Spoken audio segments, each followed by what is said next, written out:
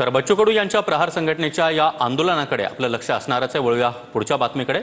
कृषी मंत्री माणिकराव कोकाटेंचा व्हिडिओ नेमका कुणी काढला याची चौकशी आता सुरू करण्यात आल्याची माहिती सूत्रांनी दिली आहे। मंत्र्यांना अभय, मात्र व्हिडिओ कुणी काढला त्याची चौकशी होती आहे अशी माहिती सूत्रांनी दिलेली आहे। रमी खेळतानाच्या व्हिडिओची विधिमंडळाकडून चौकशी केली जाणार आहे।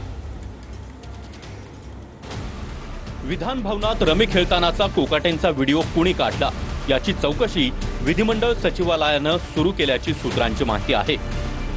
प्रेक्षक गॅलरीतून कोणी व्हिडिओ काढला का याची तपासणी होईल। त्यानंतर सभापती राम शिंदे यांना अहवाल सादर केला जाणार असल्याची सूत्रांची माहिती आहे। पवारांच्या राष्ट्रवादीचे आमदार रोहित पवार यांनी कोकाटेंचा व्हिडिओ ट्विट केला होता। तर दुसरीकडे या प्रकरणानंतर अजितदादा आणि कोकाटेंची पुढील आठवड्यात भेट होण्याची शक्यता आहे।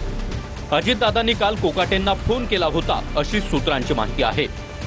अजितदादांनी माणिकराव कोकाटेंना काम सुरू ठेवण्याच्या सूचना दिल्याची देखील माहिती आहे। माणिकराव कोकाटे गुरुवार शुक्रवार धुळे आणि नंदुरबार जिल्ह्याच्या दौऱ्यावर आहेत। पक्षीय कामकाज आणि विविध कार्यक्रमांना कोकाटे उपस्थित राहणार आहेत। या सगळ्या प्रकरणानंतर कोकाटेंचं कृषी खातं मकरंद पाटलांना देणार असल्याची सूत्रांची माहिती आहे।